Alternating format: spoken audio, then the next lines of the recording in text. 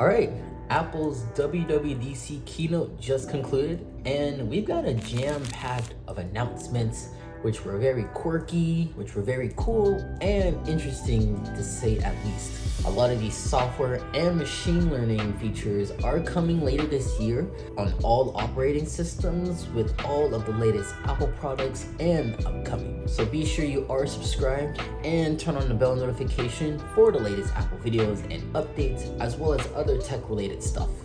And if you enjoyed today's video, drop a like, leave a comment, and definitely share this video to others. So without further ado, let's dive right in. So first, we do start off with Vision OS, which is getting its second generation update. And it's really crazy because the Vision Pro was announced early last year and has been released just 4 months ago from now. So probably not much to the product, but we are getting some updates to it.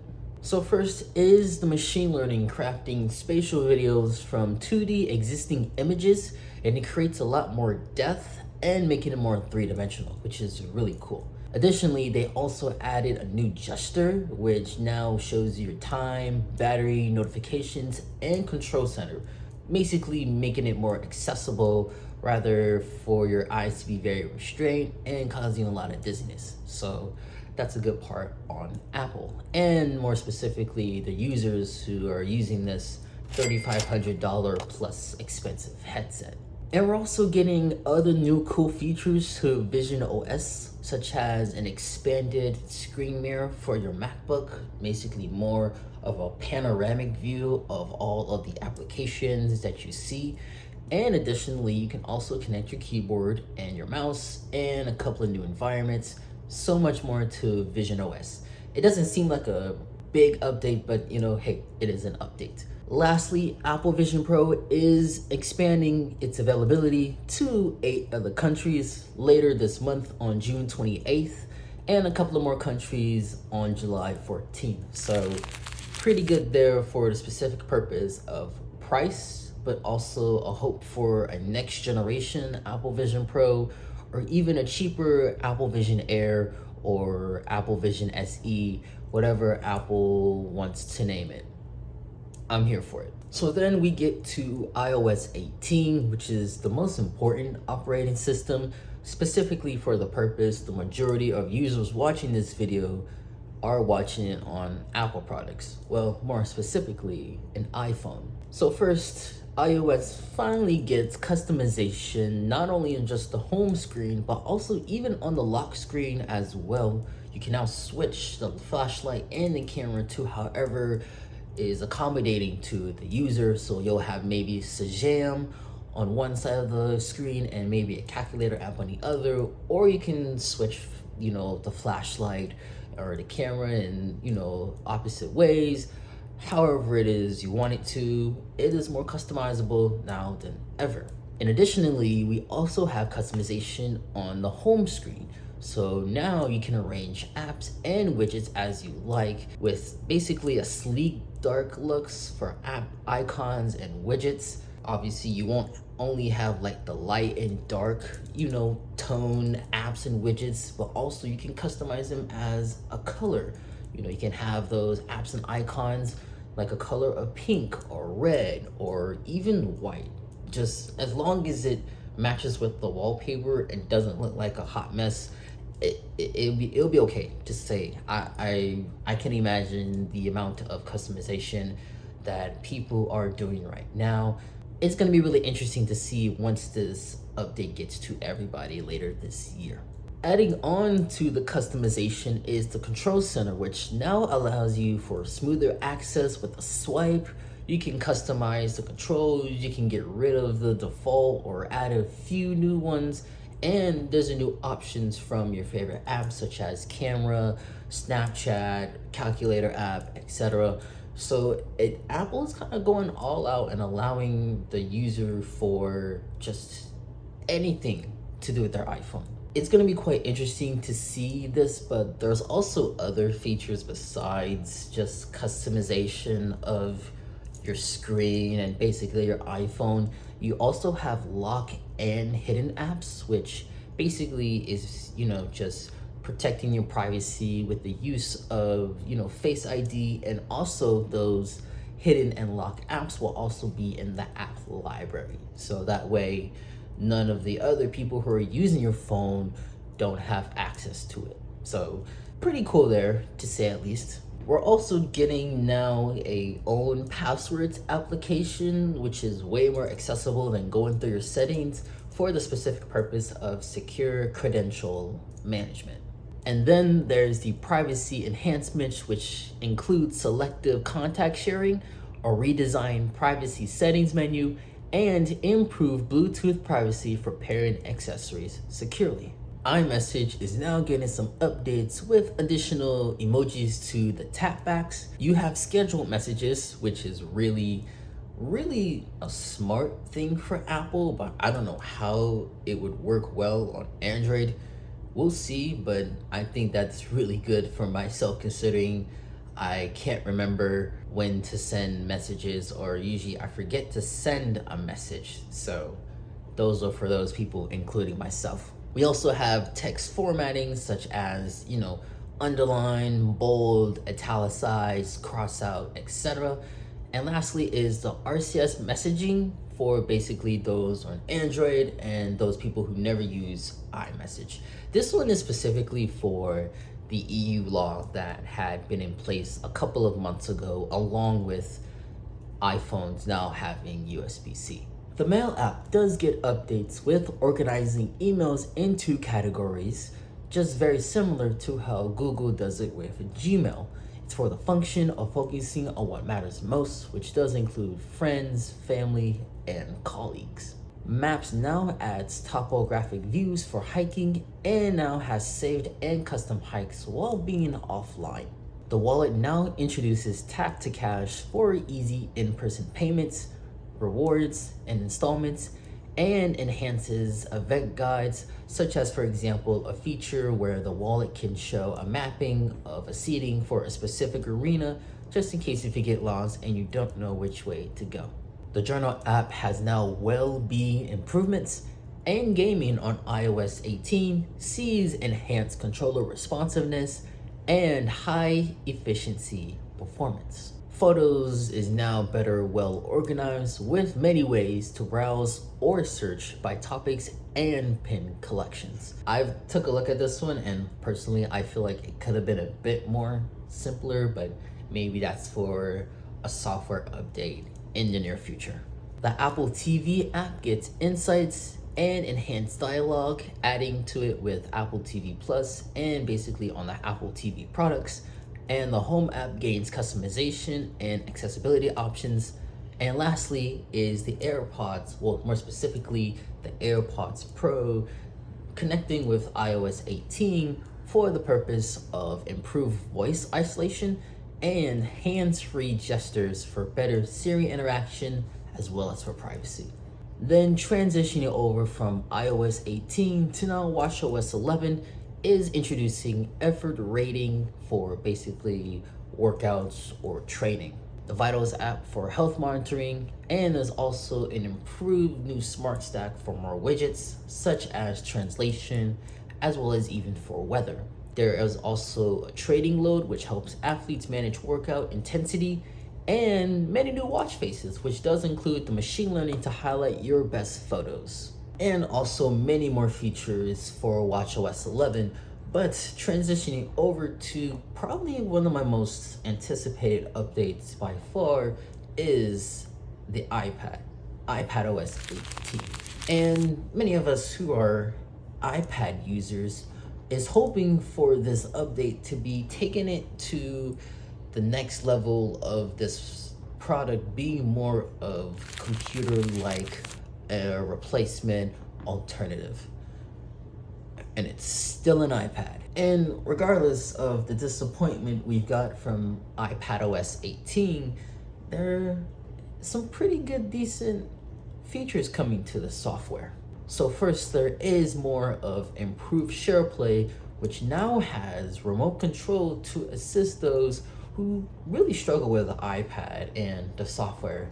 If you're one of those people, if you're basically an IT for Apple, if you know. There's Freeform that gets better diagramming and layout tools, while the iPad sees improvements in live audio transcription, note highlighting, and note taking, basically Smart Script, which is a new feature coming to this iPad operating system. But by far, the most important thing that is a big deal, but it really isn't a big deal, is finally now a calculator app here on iPadOS 18. It's about damn time. It's about damn time. And you may be wondering, well, Tyler, it's literally just an iPad. Like, what's so special about it? Well, there is a thing called Map Notes. And so Map Notes can solve all the same functions as a scientific calculator, basically the TI 3090X, whatever that long name of the calculator was. You can assign it to any variables, you can use them for equations and create graphs with them, and then you can even adjust the results, basically adjust the numbers or even the equation, add more to it.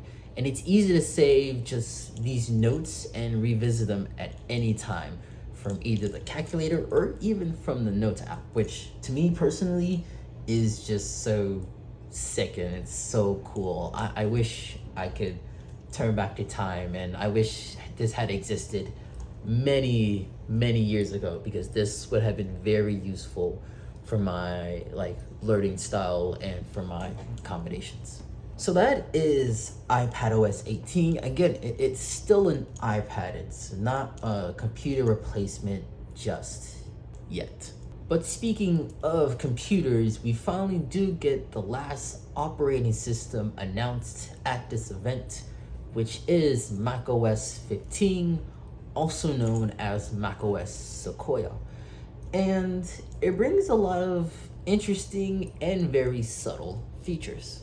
So first, macOS Sequoia brings enhanced continuity across devices, including Apple Vision Pro. We also get an interesting and pretty cool feature, which now you can mirror your iPhone, and even for specifically your iPhone, your screen doesn't really change. It stays at the lock screen, or even if you have it charged, it'll be on standby mode while you're using your iPhone on your Mac. You can even get your notifications and all your other things from your iPhone to your Mac, which sounds really cool and seems like very less time consuming.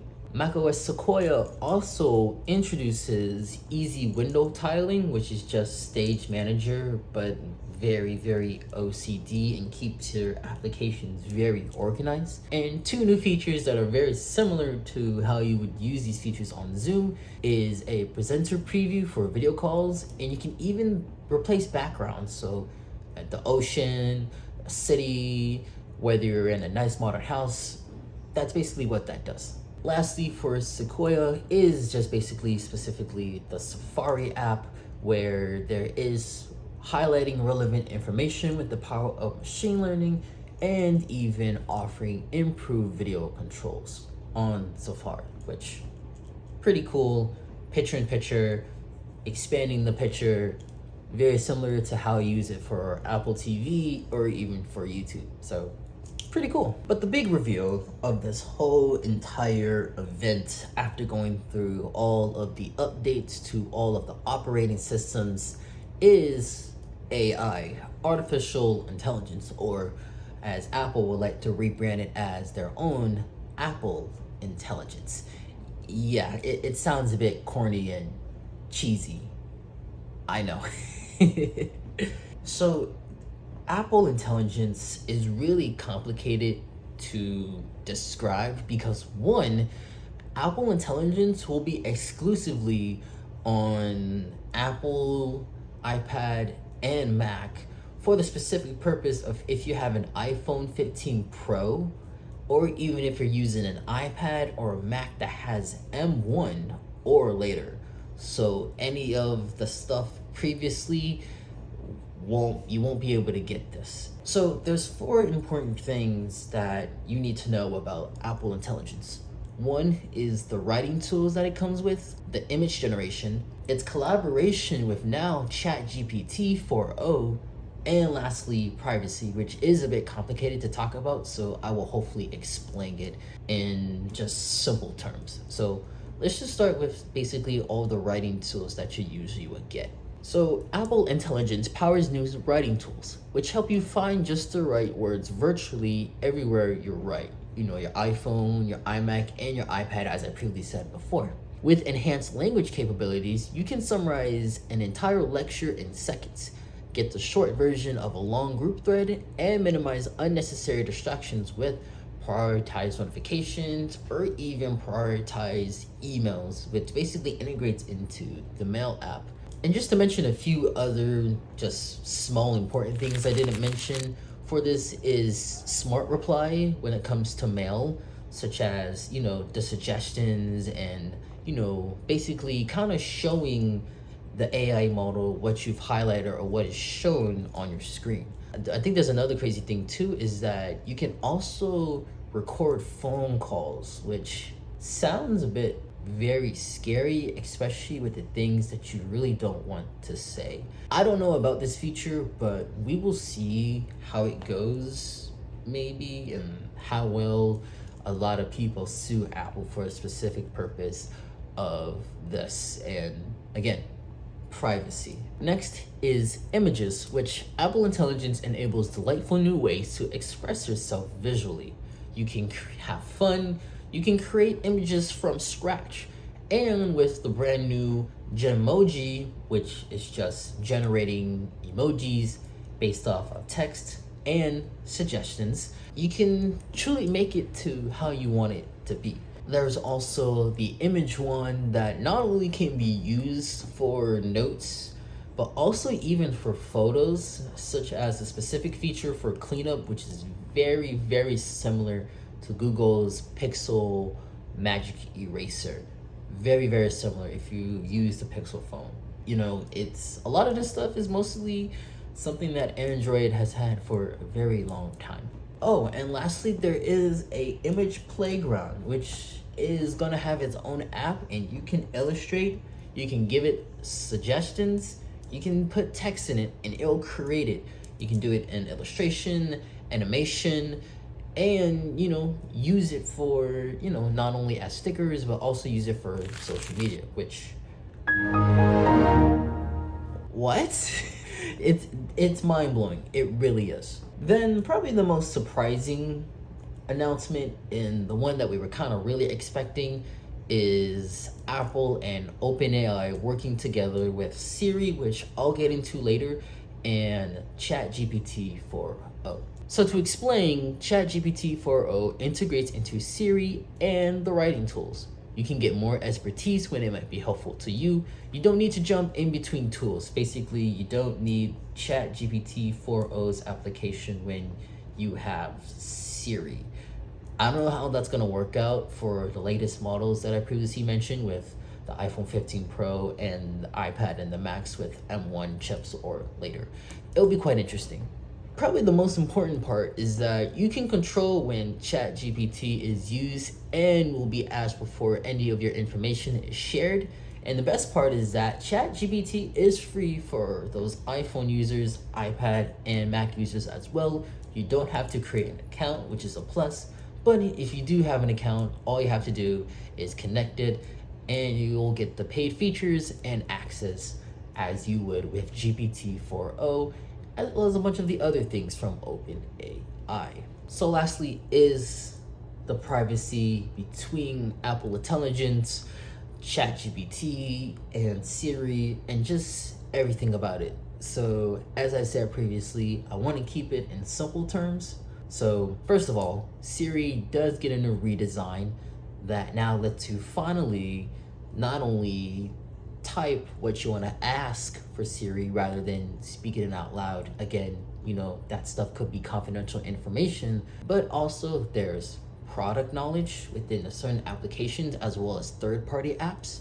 It has a richer language understanding and some personal context. So you can say something and then it understands basically the follow-up of what you said previously. Also, Siri isn't the tiny little circle anymore. The whole design is wrapped around the entire bezels of the iPhone, which makes it more modern and very futuristic. I think it looks cool. So the most important part about this is Apple Intelligence and just the use of privacy and information. So first of all, if you ask any simple questions or any simple task that you would do, the information is specifically going to be on device, on the AI model that is integrated. So no problem there. However, if you ask it something very complex or a very difficult question that, the AI model integrated into the device can't do, then basically one is definitely ChatGPT 4o. ChatGPT 4o will ask permission to, give information to the AI model so that way it can come back with the result that you want. Or two, Apple has basically a larger server-based model that can handle more complex requests while protecting your privacy, and it's called private cloud computing. Your data will never be stored, that's for sure, and it will only be used by the user's request, which is 2. And lastly, it will make sure that you have a verified, privacy promise. Like I said, your information is not going to be stored, by ChatGPT or Apple. Again, it's just all of that is stored within your device. So no information is being given out to you. Again, I hope that makes sense to you. Try to simplify it down as much as possible. I know there's going to be other YouTubers who kind of put it in simpler terms as well, so I'll definitely link a few of them down in this video below, or you can definitely go check them out because I know this week is going to be all about WWDC and Apple Intelligence. Yeah, that is everything from that event. Definitely get subscribed, as I said before, so that way I can try these things out. As I said before, I do have iPadOS 18 on here and iOS 18 on my iPhone. And because I have a MacBook Pro with the M3 chip, then that means we'll get Apple Intelligence on there sooner. So anyway, that is everything that I can think about WWDC. Let me know what I missed down in the comments section below. I know this video was pretty long, but I was able to at least cover everything that, that's important. And, maybe we'll find some stuff that we may not know or we've never got a chance to hear from the event. So, hey, very excited for the tech this summer and later in the year, and definitely excited for basically the next couple of Apple events that will be happening later this year. Really excited. Thank you for watching. Love, peace, and happiness to you all. I hope to see you guys in the next video, tech, whatever it is. Yeah, just definitely be subscribed and turn on the bell notification. So, with all being said, peace.